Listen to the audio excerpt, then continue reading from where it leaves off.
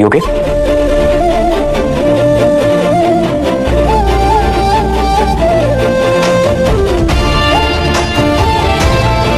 आप ठीक है ना?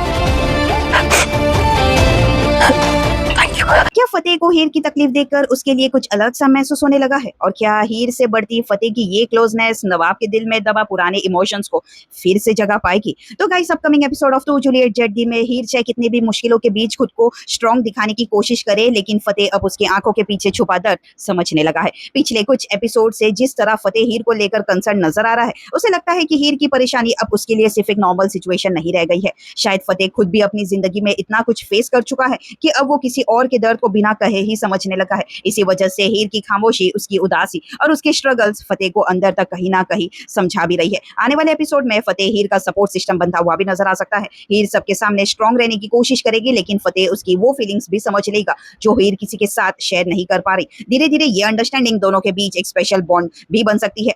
प्यार वाला नहीं, लेकिन दोस्ती वाला तो बन ही सकता है। लेकिन सबसे इंटरेस्टिंग बात ये होगी, क्या ये बॉन्ड सिर्फ दोस्ती तक ही लिमिटेड रहेगी या फतेह के दिल में हीर के लिए फीलिंग्स का एक नया चैप्टर भी शुरू हो जाएगा? दोस्तों, अगर फतेह और हीर की ये क्लोजनेस और बढ़ती ये नजदीकियां, इसका इम्पैक्ट सिर्फ इन दोनों तक ही नहीं रहेगा। सबसे बड़ा रिएक्शन नवाब की तरफ से भी देखने को मिलेगा। कभी कभी किसी की वैल्यू तब समझ आती है जब वो हमसे दूर जाकर किसी और के करीब आने लगते हैं। शायद हीर को फतेह का ये साथ इतना क्लोज देखकर नवाब को भी अपने दिल में छुपे इमोशंस दोबारा फील होने लगेंगे, जिन्हें वो खुद से भी एक्सेप्ट नहीं कर पाएगा। क्या नवाब के अंदर हीर को लेकर जेलसी या पॉजिटिवनेस दोबारा जाग सकती है? ये ट्विस्ट कहानी को एक कंप्लीटली नया डायरेक्शन तो दे सकती है, लेकिन दोस्तों हीर की लाइफ में एक और बड़ी प्रॉब्लम दस्तक देने वाली है। नवाब के डिसीजन की वजह से हीर के कॉलेज पर भी क्राइसिस आ सकता है, लेकिन यहाँ हीर का कैरेक्टर एक स्ट्रॉन्ग साइड भी देखने को मिलेगा। वो चाहे जितनी बार भी हर्ट हो, लेकिन हर बार खुद को संभालने की कोशिश करेगी। और इसी बीच कहानी में एक और मिस्ट्री एंगल सामने आ सकता है। क्या हीर के साथ एक के बाद एक जो भी प्रॉब्लम्स हो रही है वो सिर्फ कोइंसिडेंस है, या फिर इन सब के पीछे किसी का वेल प्लान चाल है?